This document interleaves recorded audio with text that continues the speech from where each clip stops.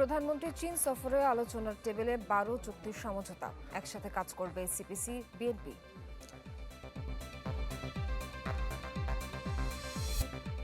আওয়ামী লীগের প্রতিষ্ঠা বার্ষিকী ঘিরে সতর্ক পুলিশ, মিছিল সমাবেশের চেষ্টা হলে প্রতিহতের ঘোষণা।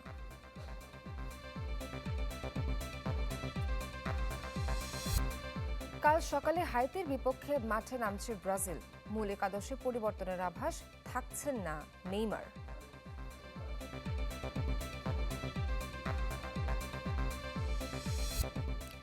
চুক্তি নিয়ে আপাতত সুইজারল্যান্ডে বৈঠকে বসছে না যুক্তরাষ্ট্র ইরান, ধীরে ধীরে স্বাভাবিক হচ্ছে হরমুজ প্রণালী।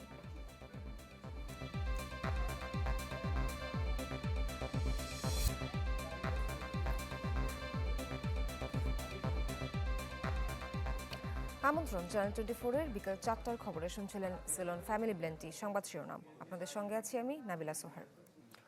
প্রধানমন্ত্রী তারেক রহমানের চীন সফরেই সই হতে পারে 3 চুক্তি সহ অন্তত 12টি সমঝোতা স্মারক। উন্নয়ন, অবকাঠামো, জ্বালানি, শিক্ষা সহ নানা খাতে এসব চুক্তি ও সমঝোতায় দুদেশের সম্পর্কের ঘনিষ্ঠতা ও গভীরতা আরও বৃদ্ধির আভাস দিয়েছেন বিশ্লেষকরা। তারা বলছেন, তিস্তা মহাপরিকল্পনা ও জিডিআই নিয়ে আলোচনায় বাড়তি গুরুত্ব দিতে চাইবে দুদেশ। মোর্শেদ হাসিফের রিপোর্টে বিস্তারিত।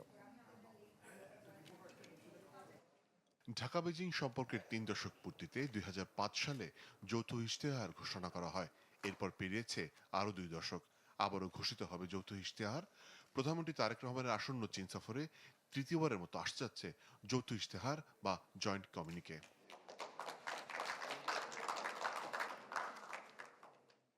22 জুন থেকে শুরু হতে যাওয়া প্রধানমন্ত্রীর 5 দিনের সফরে সই হতে পারে 12টির বেশি চুক্তি ও সমঝোতা স্মারক। এর মধ্যে আছে উন্নয়ন অংশীদারিত্ব, পরিবেশ বান্ধব জ্বালানি, বঙ্গবন্দরের আধুনিকায়ন, শিক্ষা ও গণমাধ্যম সহযোগিতার মতো বিষয়গুলো। অর্থনৈতিক বিশ্লেষকরা বলছেন, বাংলাদেশের অবকাঠামো উন্নয়নে চীনের সহযোগিতার বিকল্প নেই। আমার এনার্জি, পাওয়ার, রোড ট্রান্সপোর্টেশন, আমার special economic zone, urban infrastructure, চাইনিজরা এই ইনফ্রাস্ট্রাকচার ইনভেস্টমেন্টগুলো খুব দ্রুত রেসপন্ড করতে পারে। তাদের এখানে রিস্ক থ্রেশহোল্ড অনেক বেশি, বা ডেভেলপিং কান্ট্রিতে এই অবকাঠামো প্রকল্পগুলো একটু জটিল। এগুলোর development, project preparation, project signing, implementation, সেই জায়গায় চাইনিজ চাইনিজ ইনফ্রাস্ট্রাকচার ইমপ্লিমেন্টাররা বেশ ভালো কাজ করতে পারে বলে দেখা গেছে পৃথিবী জুড়ে বা বাংলাদেশেও। বিশ্লেষকদের ধারণা, এই সফরে আলোচনা টেবিলে থাকতে পারে তিস্তা মহাপরিকল্পনা। তবে বাংলাদেশের সামরিক সক্ষমতা বিকাশে চীনের সাথে অব্যাহত সহযোগিতা নিয়ে কথা হবে দুদেশের। এছাড়া বাংলাদেশের জাতীয়তাবাদী দল বিএনপি ও চীনের কমিউনিস্ট পার্টি সিপিসির মধ্যে একটি সমঝোতা স্মারক সইয়ের জন্য চূড়ান্ত করা হয়েছে। আর চীনের জিডিআই বা বৈশ্বিক উন্নয়ন উদ্যোগে যুক্ত হতে পারে বাংলাদেশ। এটি সই হলে প্রায় 10 বছর পর চীনের গুরুত্বপূর্ণ কোনো বৈশ্বিক উদ্যোগে বাংলাদেশ সম্পৃক্ত হবে।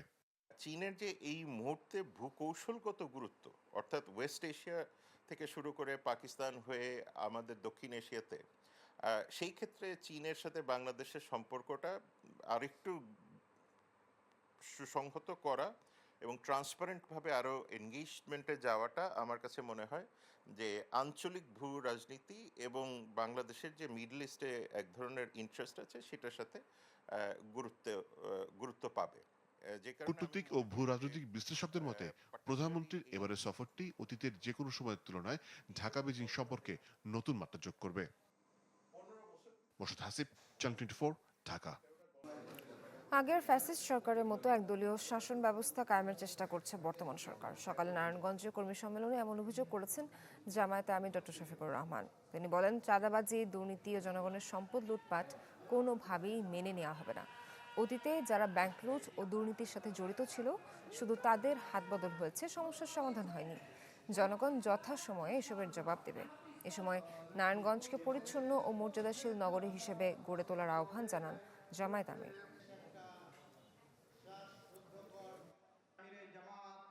সরকার গঠন করার আগে এবং পরে আপনারা তো চাঁদাবাজদের হাত আপনারা আটকাইতে পারেন নাই। একটা চাঁদাবাজকেও আপনারা শাস্তির আওতায় আনেন নাই। ঘুষ দুর্নীতি বন্ধ করেন নাই, বরঞ্চ তার মিটার আগের থেকে বেড়ে গেছে। মানুষের রায়ের প্রতি সম্মান দেখান, নইলে মনে রাখবেন, মানুষের রায়কে উপেক্ষা অগ্রাহ্য করে জোর করে যদি শাসন ব্যবস্থা চালাতে চান, এই জনগণ আপনাদের সামনে হিমালয় পর্বত হয়ে দাঁড়ায় যাবে। 23 জুন কার্যক্রম নিষিদ্ধ আওয়ামী লীগের প্রতিষ্ঠাবার্ষিকী ঘিরে সতর্ক অবস্থানে পুলিশ। সেদিন বা তার আগে পরে কোনো ধরনের মিছিল ও সমাবেশের চেষ্টা করা হলে কঠোর হাতে তা দমন করা হবে বলে জানিয়েছে ডিএমপি। গেল কয়েক মাস ধরে বিচ্ছিন্নভাবে দেশের বিভিন্ন জায়গায় ঝটিকা মিছিলের চেষ্টা করে আসছে কার্যক্রম নিষিদ্ধ আওয়ামী লীগ। দলটি ভার্চুয়ালি ঘোষণা দিয়েছে আগামী 23 জুন প্রতিষ্ঠাবার্ষিকীতে রাজধানী সহ সারা দেশে মিছিল ও সমাবেশের, যা ঠেকাতে নড়েচড়ে বসেছে পুলিশ। প্রশ্নটা বুঝছি, যদিও আপনি প্রশ্নটা সুন্দর। মিন্টু রোডের সংবাদ সম্মেলনে ডিএমপির পক্ষ থেকে জানানো হয়, 23 জুন রাজধানীতে কোনো অপ্রীতিকর পরিস্থিতির তৈরি হতে দেয়া হবে না, বাড়ানো হবে টহল, বাড়তি সতর্ক থাকবে পুলিশ। 23শে জুন একটা দলের প্রতিষ্ঠা বার্ষিকী, তো আমরা সর্বোচ্চ সতর্ক অবস্থায় আছি। আমাদের পুলিশি যে কার্যক্রম, যে নিরাপত্তামূলক ব্যবস্থা, নগরবাসীকে নিরাপত্তা দেওয়ার জন্য বিগত দিনে যে ধরনের ব্যবস্থা নেওয়া হয়েছে, সেই আলোকে আমরা নতুন করে পরিকল্পনা, নতুন করে নিরাপত্তা চেকপোস্ট এবং অপারেশন, এটা আমাদের অব্যাহত আছে এবং এটা থাকবে। এদিকে গুলি ও অস্ত্রসহ রাজধানীর ওয়ারিতে তালিকাভুক্ত সন্ত্রাসী সজল ওরফে অটো সজল ও তার 3 সহযোগীকে গ্রেপ্তারের কথা জানানো হয় সংবাদ সম্মেলনে। পুলিশের ধারণা, উদ্ধার হওয়া আগ্নেয়াস্ত্র দুটি পুলিশের লুট হওয়া অস্ত্র। পরিবহনের মনে হেল্পার বা এই টাইপের, কিন্তু তার আড়ালের কাজটা হচ্ছে সে সন্ত্রাসী মাদক ব্যবসায়ী। আমরা অনেক কায়দা কানুন করে তাকে ধরতে সক্ষম হয়েছি এবং পরবর্তীতে তার স্বীকারোক্ত মতে এই যে ওই বাসা থেকে 2টা পিস্তল, এই গুলি, মাদক, এইগুলো উদ্ধার করা হয়েছে। কর্মকাণ্ডে গ্রেপ্তার সজলের বিরুদ্ধে অস্ত্র, মাদক সহ মোট 11টি মামলা রয়েছে। গেল মার্চে মাদকদ্রব্য নিয়ন্ত্রণ অধিদপ্তরের কর্মকর্তাকে গুলি করে একদল সন্ত্রাসী। পুলিশ বলছে সেই অস্ত্রের যোগানদাতা ছিলেন এই সজল। পুলিশের কোনো ল্যাকিংস নাই। এটা ফয়সাল হোসেন, চ্যানেল 24, ঢাকা। নিজেদের দ্বিতীয় ম্যাচে নামার অপেক্ষায় 5 বারের বিশ্ব চ্যাম্পিয়ন ব্রাজিল। হাইতির বিপক্ষে ম্যাচের আগে শেষ অনুশীলন সেরেছে সেলেসাওরা। দু দলের আগের 3 দেখায় শতভাগ জয় ব্রাজিলের। তবে এই ম্যাচে দলে আসতে পারে একাধিক পরিবর্তন, এমনটাই আভাস দিয়েছেন Selecao coach Carlo Ancelotti. Philadelphia স্টেডিয়ামে সকাল 6:30টায় নামবে 5 বারের বিশ্ব চ্যাম্পিয়নরা। হেক্সা মিশনে বিশ্বকাপ অভিযানের শুরুটা আশা জায়গা নেওয়া হয়নি ব্রাজিলের। মরক্কোর সাথে কোনো মতে ড্র করে এবার ঘুরে দাঁড়ানোর চ্যালেঞ্জ সেলেসাওদের। সে মিশনেও নেইমারকে মিস করতে যাচ্ছে 5 বারের চ্যাম্পিয়নরা। দলের সাথে অনুশীলনে ফিরলেও পুরোপুরি ফিট নন ব্রাজিল পোস্টার বয়। হাইতি তো বটেই, স্কটল্যান্ডের বিপক্ষে ম্যাচেও তার খেলা নিয়ে আছে শঙ্কা। বেস ক্যাম্প নিউ জার্সি থেকে 100 কিলোমিটার দূরে দ্বিতীয় ম্যাচ খেলবে সেলেসাওরা। ম্যাচের আগের দিন সকালে মরিস টাউনে অনুশীলন করে বিকেলে ফিলাডেলফিয়া স্টেডিয়ামে সংবাদ সম্মেলনে অংশ নিয়েছেন হেড কোচ কার্লো আনচেলোত্তি। লক্ষ্যটা পরিষ্কার, গ্রুপ চ্যাম্পিয়ন হওয়া। শুরুর একাদশে পরিবর্তনের ইঙ্গিত ইতালিয়ান মাস্টার মাইন্ডের। দলে কিছু পরিবর্তন আসতে যাচ্ছে, সেটি দলের প্রয়োজনে। ভারসাম্য আনার জন্য আমরা ভালো করতেই হবে। বিশ্বকাপে দু দলের পার্থক্যটা আকাশ পাতাল। সর্বাধিক চ্যাম্পিয়ন আর সব আসরে অংশ নিয়ে ব্রাজিল নামবে দ্বিতীয়বার বিশ্বকাপে নাম লেখানো হাইতির বিপক্ষে, যারা সবশেষ অংশ নিয়েছিল 52 বছর আগে। দু দলের র্যাঙ্কিংয়ে পার্থক্য 77। মুখোমুখি 3 দেখায় শতভাগ জয়ের সাথে হাইতির জালে 17 গোল দিয়েছে লাতিন পরাশক্তিরা। প্রথম ম্যাচেই বিশ্বকাপ জেতা যায় না। সে ম্যাচে আমাদের কোনো ফুটবলারই নিজের সেরাটা খেলতে পারেনি। এবার এই ম্যাচটার অপেক্ষায় থাকুন।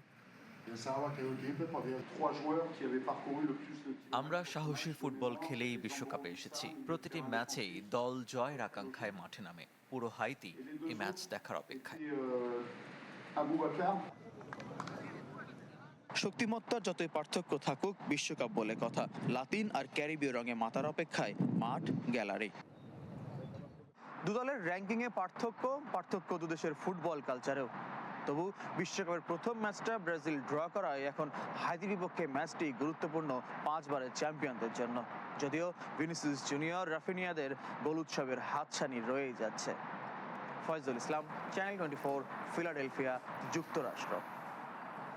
ইরান চুক্তি নিয়ে উচ্চ পর্যায়ের আলোচনা শুরু করতে যুক্তরাষ্ট্রের প্রয়াস শুরুতেই হোঁচট খেয়েছে। সুইজারল্যান্ডে দুদেশের পূর্ব নির্ধারিত বৈঠক আজ অনুষ্ঠিত হচ্ছে না। শেষ মুহূর্তে মার্কিন ভাইস প্রেসিডেন্টের সুইজারল্যান্ড সফর স্থগিত করা হয়। তবে তেহরান ওয়াশিংটনের প্রাথমিক চুক্তির পর ধীরে স্বাভাবিক হচ্ছে হরমুজ প্রণালী। আন্তর্জাতিক বাজারেও কমছে তেলের দাম। কথা ছিল সুইজারল্যান্ডের ছোট্ট পাহাড়ি গ্রাম আব্বুরগেনে বৈঠকে বসবে ইরান ও যুক্তরাষ্ট্রের উচ্চ পর্যায়ের প্রতিনিধিরা, যেখানে আলোচনা হবে ডিজিটালি সই হওয়া প্রাথমিক শান্তি চুক্তি নিয়ে, কিন্তু তা হলো না। বৃহস্পতিবার সন্ধ্যায় হঠাৎ করে মার্কিন ভাইস প্রেসিডেন্ট জেডি ভ্যান্সের সুইজারল্যান্ড সফর স্থগিত করে হোয়াইট হাউস। জানানো হয় প্রেসিডেন্ট ডোনাল্ড ট্রাম্পের পক্ষ থেকে আলোচনার পরিকল্পনা চূড়ান্ত করা সম্ভব হয়নি, ফলে আপাতত ওয়াশিংটনেই থাকছেন ভ্যান্স।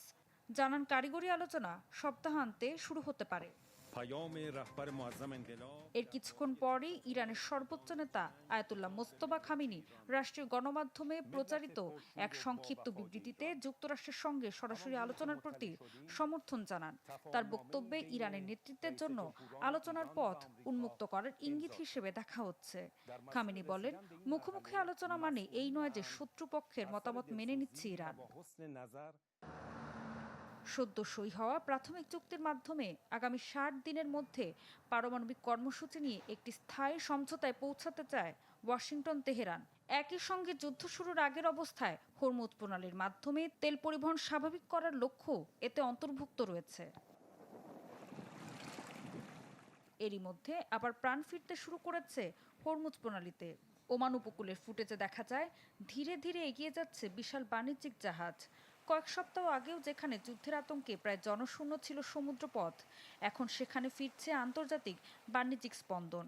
বিশ্বের জ্বালানি সরবরাহের অন্যতম প্রধান এই পথ খুলে যাওয়ায় স্বস্তি ফিরতে শুরু করেছে বাজারেও। কিন্তু শান্তির এই ছবির পাশে রয়েছে আরেক বাস্তবতা। সমঝোতা স্মারকে যুদ্ধবন্ধের কথা বলা হলেও দক্ষিণ লেবানন নতুন করে হামলা চালিয়েছে ইসরায়েল।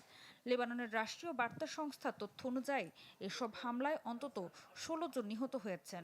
ইসরায়েলের দাবি, হিজবুল্লাহর কথিত যুদ্ধবিরতির লঙ্ঘনের জবাব দিতেই এসব অভিযান। ঋতু সাহা, চ্যানেল 24।